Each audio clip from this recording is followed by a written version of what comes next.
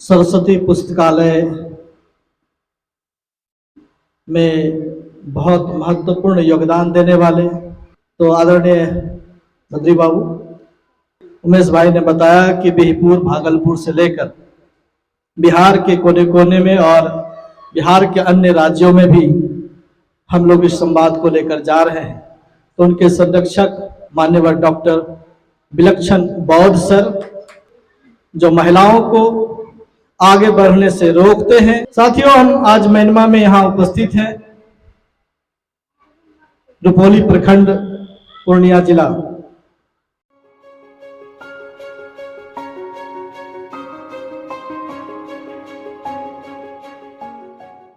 संचालन कर रहे हम लोग के वरिष्ठ साथी भाई उमेश जी और आज के इस पेरियार जयंती समारोह की अध्यक्षता कर रहे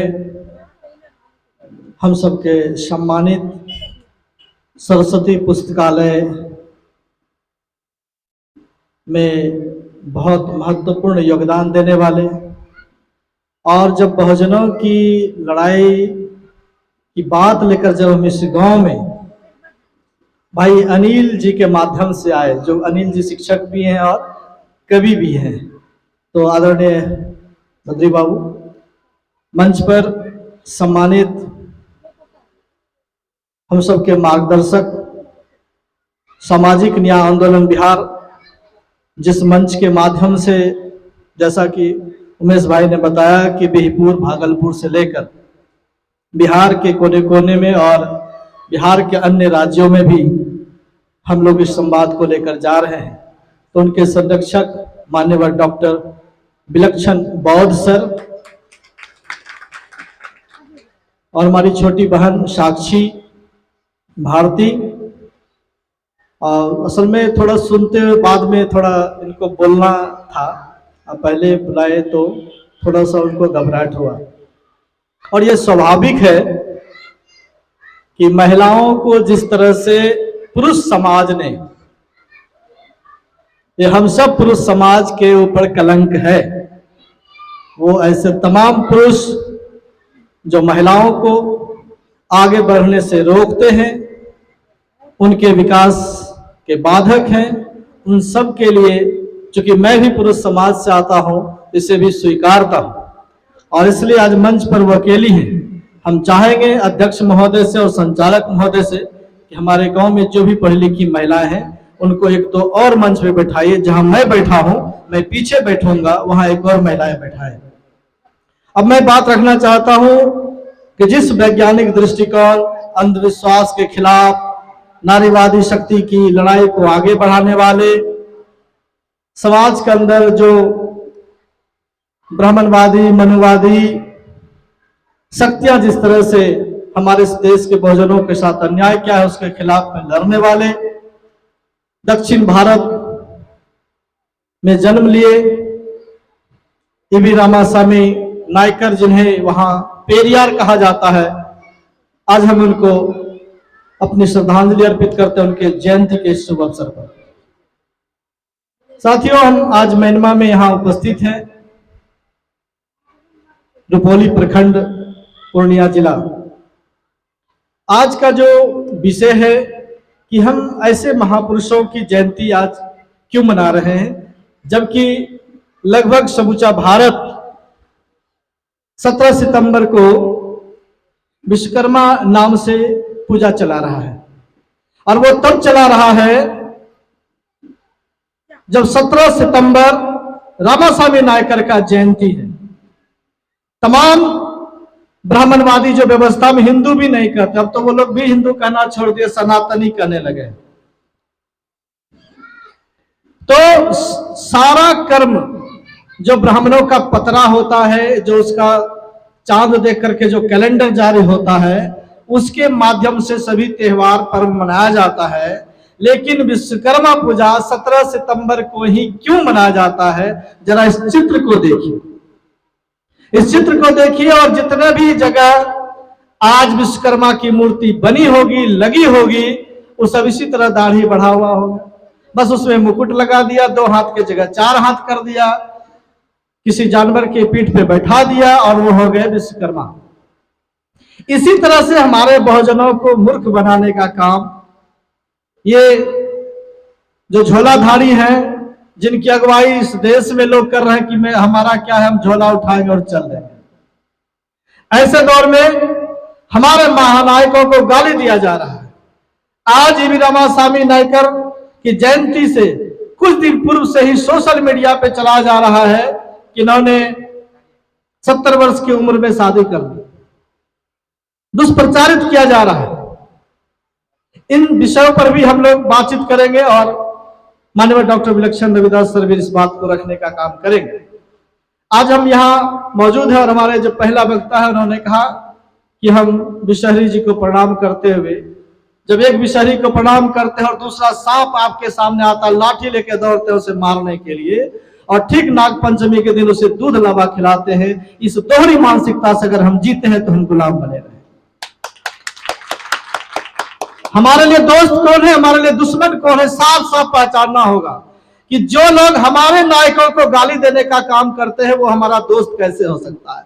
जब भी दलितों का, पिछड़ों का, आदिवासियों का, महिलाओं के तरफ से प्रतिनिधित्व आता है, सत्ता शासन में जब वो बैठते हैं तो उन्हें गाली मिलता है, और उनका मूर्ख चपाट झोला लेकर चलने वाले भी लोग, साधु महात्मा जैसा वेशधारी करने वाले लोग जब उच्च पद पर जाते हैं तो उनकी प्रशंसा करते हैं। ये हमें साफ साफ समझना होगा। जब इसी धरती पर बीपी मंडल साहब का जब यहाँ पे चर्चा हुआ है और बीपी मंडल साहब पहली बार विधानसभा में पहुंचते, पहली विधानसभा का चुनाव होता है और बीपी मंडल साहब बिहार विधानसभा पहुंचते हैं, तो उस बिहार विधानसभा में कहा जाता है कि गुआर जीत करके इस विधानसभा में आ गया है। ये गुआर किसी चमार ने तो नहीं कहा होगा, किसी दुसाद ने तो नहीं कहा होगा, किसी कुर्मी कोरी ने नहीं कहा होगा, निश्चित रूप से वो कहने वाले सवर्ण जाति और सवर्ण वर्चस्व वाले लोग विधानसभा में ये बात कहने का काम किया। और बापू बीपी मंडल साहब ने उनको जवाब दिया कि इस सदन में जाति सूचक शब्दों का प्रयोग ना करें। वो ब्राह्मणवादी कहते हैं कि हमारे साहित्य में जाति का वर्णन है। उन्होंने कहा कि साहित्य में गाली भी हो सकता है, क्या मैं उसका प्रयोग करना चाहूंगा? ये सदन की क्या गरिमा है? और उसमें कानून बना के सदन में कोई भी व्यक्ति किसी भी जाति को लेकर के उसको इंगित नहीं करेंगे। दूसरी बात, जब बीपी मंडल साहब की ही चर्चा खुली है, बीपी मंडल साहब जब सदन में मुख्यमंत्री बने, बिहार सरकार के मुख्यमंत्री बने, तो इसी मोकामा के रहने वाले जाजी विधानसभा में विधायक थे विवेकानंद झा। वो कहते हैं कि जब कोई अहीर, कोई पिछड़ा इस देश, इस बिहार का मुख्यमंत्री बनेगा तो गंगा में निश्चित आग लगेगा। बीपी मंडल साहब ने कहा कि ये आग तेल के रिसाव के कारण से गंगा में आग लगी है, लेकिन आपके सीने में जो आग लगी है वो आग मुझे और जलाना, उस आग को और आगे बढ़ाना। ये है हमारे बीपी मंडल साहब। कर्पूरी साहब का भी नाम लिया गया, हमारे जननायक कर्पूरी ठाकुर। अब एक और दुष्प्रचार चल रहा है राहुल गांधी का भी, ध्यान रखिएगा, कांग्रेस हो या बीजेपी, दोनों ब्राह्मणवादियों का ही प्रतिनिधित्व करता है। जब जननायक कर्पूरी ठाकुर है तो सोशल मीडिया में चल रहा है राहुल गांधी के बारे में कि जननायक। अभी जननायक वो कैसे हो गया? अभी जननायक नहीं।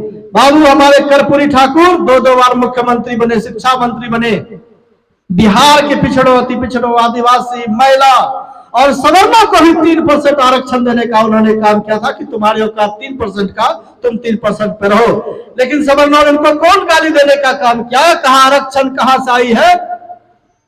कर्पूरिया की मां। इस तरह से वो गाली देने का काम करता है, कहता है कर्पूरी कर्पूरा चोर गद्दी पकड़ स्तूरा।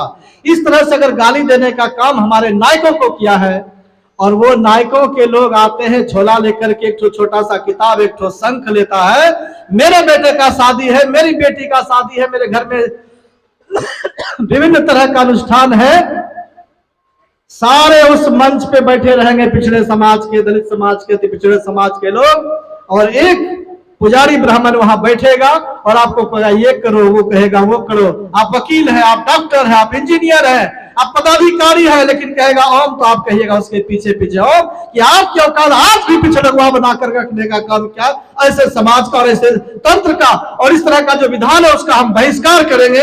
इसलिए यह कार्यक्रम यहाँ पर आयोजित किया जाए। महिमा के तमाम साथियों का हम धन्यवाद ज्ञापित करते हैं। भाई अनिल जी, विलास जी, जीवन बाबू, बद्री बाबू से तमाम लोग जो इस आयोजन को सफल करने में मशक्कत की और चैलेंज के रूप में 17 तारीख के इस कार्यक्रम को लिया है। बहुत लोग कहते हैं 17 तारीख को क्या करेंगे सर, पूरा तो विश्वकर्मा में रहता है। हमने कहा नवरात्रा के दिन काम रखे, जिस दिन नवरात्रा में हमारे लोग जाते हैं हम उनको रोकने का काम करेंगे। पूरा 2 महीना सावन चला और भागलपुर के क्षेत्रों में, भागलपुर, कटिहार, बांका के क्षेत्रों में हम लोगों ने पूरा सावन के अंदर गांव-गांव कार्यक्रम चलाया। और जो ये कांवड़ ढोने वाले हैं, ये कांवड़ ढोने वाले कौन सी जातियां हैं, किस समाज का आता है, आप देखेंगे तो पता चलेगा सब अति पिछड़े, दलित, पिछड़े समाज के ही लोग हैं। कांवड़ लेके दिन भर जय बोलबम करते चले जा रहे हैं। क्या अगर वो बोलबम करने से आपके घर का बेटा IAS IPS बन जाएगा, सुप्रीम कोर्ट का जज बन जाएगा, हाई कोर्ट का जज बन जाएगा, कोई वकील बन जाएगा? नहीं होगा। उसके लिए आपको पढ़ना होगा। जैसा कि यहाँ भी कह रहे थे अनिल भाई, क्या वो प्रिंसिपल बन गए हैं, अगर वो पढ़ लिख करके नहीं आते तो क्या शिक्षक से प्रिंसिपल हो जाते? क्या वह सिर्फ बिशहरी जी की वंदना और पूजा करके प्रिंसिपल बन सकते थे? बिल्कुल नहीं बन सकते थे। उनके लिए पढ़ना होगा, कलम उठाना होगा, अपने मेहनत करनी होगी, तभी आप इस मुकाम पे पहुंच सकते हैं। हम चुनाव के मैदान में भी खड़े होते हैं, हम वोट मांगने जाते हैं और वोट क्या भगवान भरोसे मिलता है? भगवान भरोसे कुछ नहीं मिलता है। आपको वोट भी मिलता, आप जाते हैं घर घर में, मुखिया का चुनाव लड़े होंगे, वार्ड का लड़े होंगे, पंचायत समिति, जिला परिषद, तमाम तरह के चुनाव में लड़े हुए लोग यहाँ खड़े हैं, बैठे हैं आप लोग। आप लोगों ने चुनाव लड़ने का काम क्या है? क्या चुनाव हनुमान जी को लड्डू चढ़ा करके जीतते हैं क्या? नहीं, चुनाव जीतते हैं आप अपने जनता के वोट से, उनके मत से। और जब चुनाव जीत जाते हैं तो कांवर लेके चले जाते हैं भोलेनाथ के मंदिर में। जब आप चुनाव जीतते हैं तो किसी हनुमान मंदिर में जाके मिठाई चढ़ाते हैं, जबकि आपको चाहिए था कि घूम करके वापस जाते और अपने तमाम वोटरों का, चाहे वो वोट दिया नहीं दिया, अगर चुनाव जीत करके आए हैं तो तमाम घरों में जाकर उनका धन्यवाद ज्ञापित करिए कि आपने मुझे चुनने का काम किया। अगर हम इस तरह से खड़े होते हैं तब बहुजन समाज को हम बना पाएंगे, तब हम बहुजन एकता को खड़ा कर पाएंगे। लेकिन जब हम वोट देंगे, अच्छा यादव जी खड़े हैं तो सब यादव उनके साथ, मंडल जी खड़े हो गए तो मंडल जी के साथ, पासवान जी खड़े हो गए तो पासवान जी के साथ, रविदास खड़े हो गए तो रविदास के साथ। अगर यह बना रहेगा, जबकि हम जब शिक्षा में और नौकरी में जो हमको रिजर्वेशन मिला है हम 54%, 52%, लेकिन 27% ही हमें आरक्षण मिली है। उस 27% आरक्षण में आप OBC कैटेगरी में आते हैं, आप SC कैटेगरी में आते हैं, आप ST कैटेगरी में आते हैं, जाति में नहीं आते। भले आप जाति से आते हैं लेकिन आपका जो कैटेगरी दिया जाता है उस कैटेगरी के आधार पर आपको रिजर्वेशन मिलता है। महिला होने के कारण रिजर्वेशन मिलता है, लेकिन किसी काली और दुर्गा के कारण आपको रिजर्वेशन नहीं मिलता। इसलिए हम लोगों को जो संवैधानिक अधिकार मिला है, जो संविधान के माध्यम से हक अधिकार मिला है, संविधान के माध्यम से हमें हक देने का, अधिकार देने का काम जो मिला है, तमाम यहाँ पर महापुरुषों की तस्वीर लगी है। और वहां देख रहे हैं कि जो बैनर है उसमें भी तस्वीर, और बहुत सारे ऐसी तस्वीरें हैं जो यहाँ पे नहीं हो सकती है, क्योंकि हमारे बहुजन नायकों की कोई कमी नहीं है। बहुत सारे बहुजन नायक हैं जिन्होंने अपनी कुर्बानी दी है, जिस कुर्बानी के बदौलत और आपकी ताकत के बदौलत, आप जो मंच पर बैठे ताकत है, उस ताकत के बदौलत गौतम भी बोलने में सक्षम है, कितना जोर से दम के साथ बोल पाता है। ये आपकी ताकत है और इसी ताकत पर हम लोग हर जगह जाकर के बातचीत कर रहे हैं कि हम अपने बहुजनों के बारे में जाने। वो क्या कह के गए थे, उन्होंने कौन सा रास्ता दिखाया और कहां हम भटक गए। उन्होंने कहा था कलम उठाओ, हम कलम नहीं उठाते, हम अंधविश्वास का अगरबत्ती उठाते। उन्होंने कहा किताब पढ़ो, हम किताब नहीं पढ़ते हैं, हम जाकर के रामधुनी करते हैं और जय महादेव करते हैं। क्या इससे हमारा फायदा होने वाला? बिल्कुल फायदा नहीं होने वाला मित्रों। अगर इससे फायदा होता तो जो लोग आपको कहता है कि सत्यनारायण का पूजा करवा लीजिए, 7 शंख बजाने के बाद पंडित आपसे क्या कहता है? 7 शंख जब बज जाता है तो पंडित आपसे क्या कहता है? अब चलेंगे जजमान, वो हाथ फैलाता है आपके सामने और दक्षिणा कहता है, और आप उसको कहिए कि नहीं आपका मजदूरी है 200 रुपया ले लीजिए, मजदूरी कह के नहीं लेगा, क्योंकि उसकी संस्कृति में मजदूरी नहीं है। हमारे संस्कृति में कमेरा जाति के लोग हैं, काम करने वाली जाति है, मेहनत करने वाले जाति। हम कमाते हैं, मेहनत करते तो खाते हैं, उसी कमाई मेहनत के बदौलत हम पढ़ते हैं। लेकिन वो लोग जो दिन भर आपको पूजा कराता है, आपसे पैसा लेता है, दक्षिणा लेता है। आप भी कह दीजिए पंडित जी 7 शंख बजाए हैं, आपको 7 बार हम शुभकामना देते हैं कि आप भी मस्त रहिए, खुश रहिए। बोलेगा होशियार समझते हैं, वो गाली गलौज पर उतर जाएगा, आपसे झगड़ा कर लेगा, लेकिन वो खोजेगा पैसा। आपके यहाँ जब आएगा किसी तरह का पूजा पंडाल लगता है, जितने बाबा प्रवचन करने आते हैं हजारों हजार लाखों लाख रुपया लेते हैं, फीस के तौर पर लेते हैं। उनके लिए ऐसी कपड़ा का व्यवस्था करना होता है और उनके मन मुताबिक खाने की व्यवस्था करना होता है, और आपको घर घर जाकर के आरती दिखाता है। और उस आरती में क्या मांगता है? बोलिए माता जी, आपके यहाँ आरती लग जाता है, आपसे क्या मांगता है? उसमें आप देते हैं पैसा। एक तो घी जला देते हैं, तेल जला देते हैं, जो एकदम निरर्थक काम है, खाने का चीज हम उसको क्यों जलाएं? एक तो गलत काम करते हैं, हम खाने पीने वाले चीज को जला देते हैं, हम प्रकृति के खिलाफ में जाते हैं।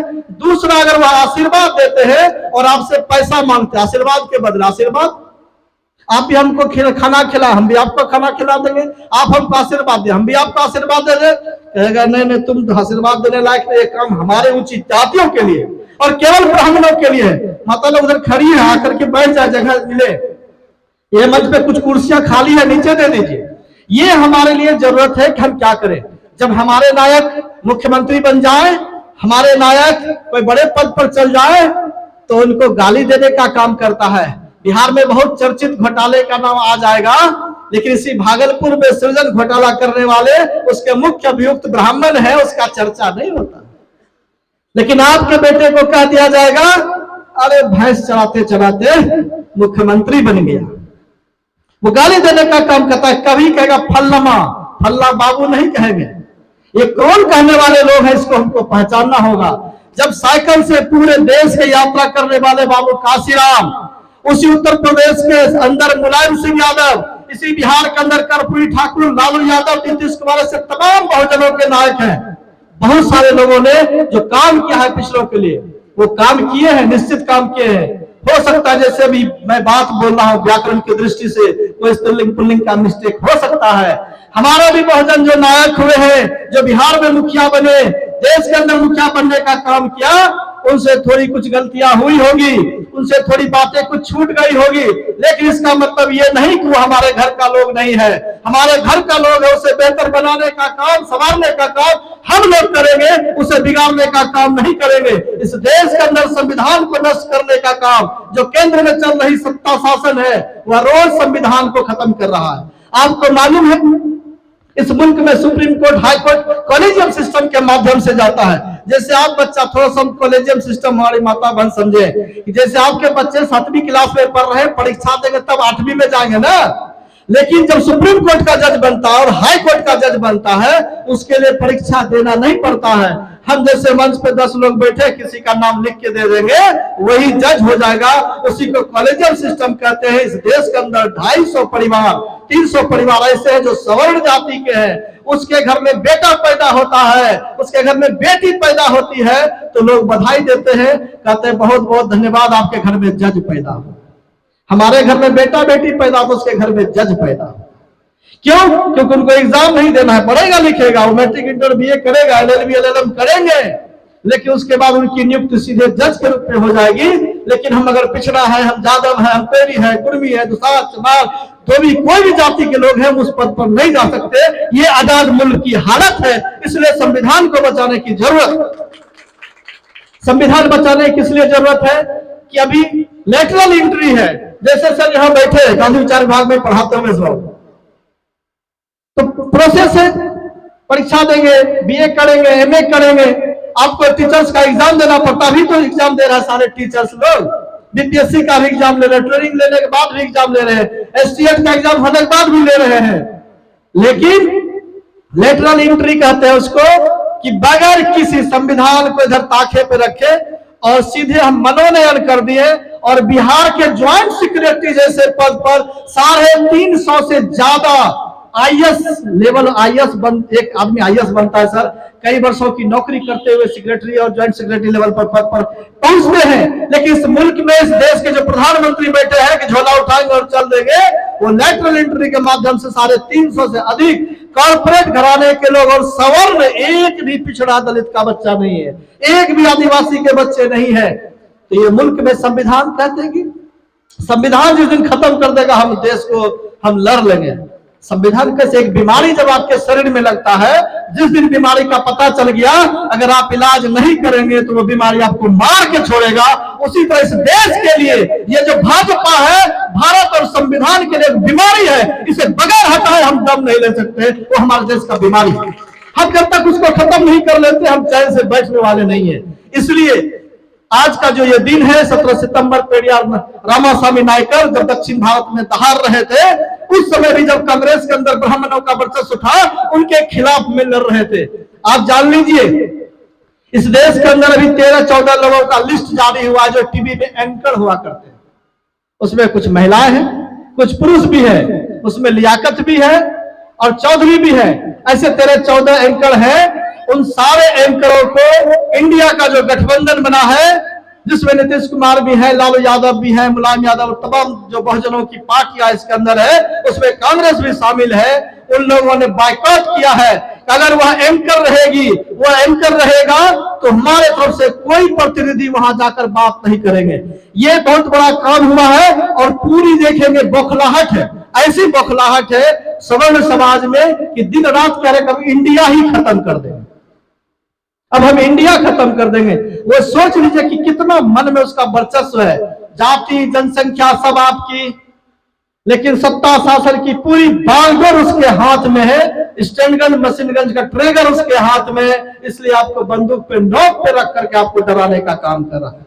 लेकिन जब हमारा यह मुल्क पेरियार जैसे लोग हो, भगत सिंह जैसे लोग हो, हमारे बीपी मंडल साहब जैसे लोग हो, तमाम हमारे तथागत बुद्ध संत पेरियार जैसे तमाम लोग, महात्मा ज्योतिबा फुले जैसे लोग हो, अगर हम उनके वंशज हैं तो मैं भी और आप सब भी डरने वाले जमात में से नहीं आते हैं। इस लड़ाई के लिए हमने मुट्ठी बांधा है और ये लड़ाई लड़कर रहेंगे और इस लड़ाई को जीत करके रहेंगे। यही मनसवा लेकर हम लोग चले हैं। आज जो बाइकआउट करने वाले में याद रखिए कि जितने भी पत्रकार वो एंकर हैं, एक भी पिछड़ा नहीं है, एक भी दलित नहीं है। मतलब सोचिए कि टीवी पर बैठा हुआ जितना एंकर सारे के सारे सवर्ण ब्राह्मण है। और इसमें एक जो त्यागी है वो ट्विटर पे लिखती है कि मेरा नंबर बाइकआउट में सबसे ऊपर है और मैं त्यागी हूं, किसी से डरता नहीं हूं। मतलब वो अपने जाति का भी दम्भ भरने का काम करता है। जाति पर उसको इतना अहंकार, इतना गौरव है क्योंकि उसको पता है कि सुप्रीम कोर्ट उसके जेब में है, हाई कोर्ट उसके जेब में है। लेकिन याद रखिए कि इसी बिहार के अंदर त्रिपुरारी तिवारी, जिसको कौन कश्यप बोलते थे आप लोग, आज वो जेल के अंदर है और सुप्रीम कोर्ट से उसे खारिज कर दिया गया और उस जेल में ही रहना पड़ेगा। ये बहुजनों की ताकत है।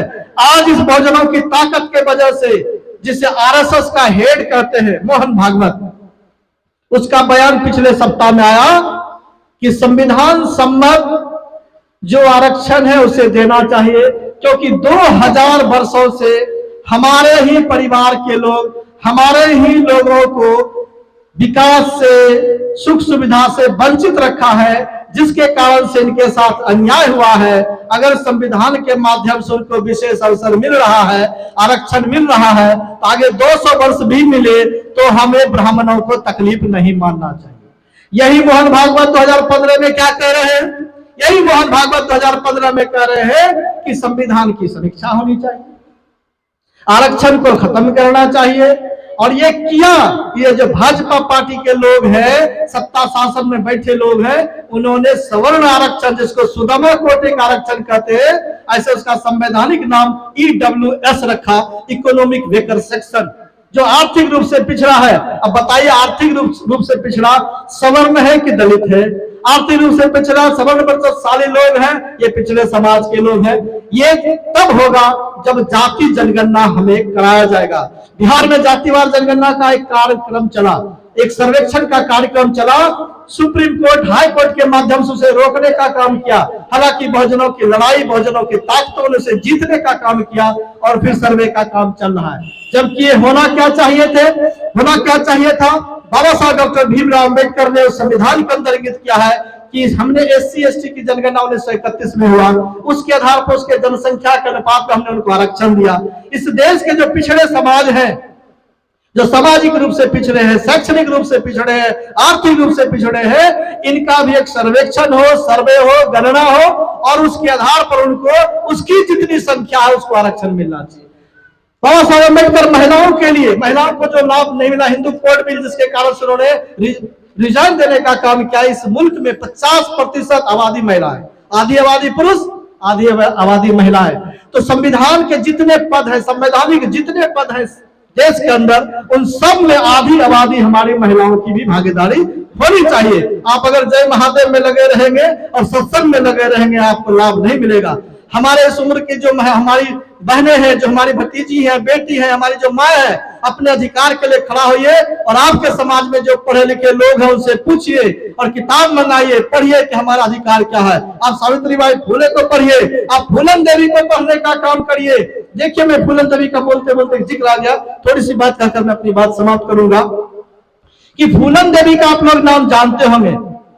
उत्तर प्रदेश के अंदर निषाद समाज, मल्लाह समाज में पैदा हुई एक दलित बच्ची, जिसका 11 साल की उम्र में 30 साल के लड़कों से शादी कर दिया जाता है, उसकी 2 शादी हुई रहती है। क्या उस फूलन देवी के साथ न्याय हुआ? क्या अन्याय हुआ? अन्याय हुआ। और उस फूलन देवी के साथ कितनी दरिंदगी होती है।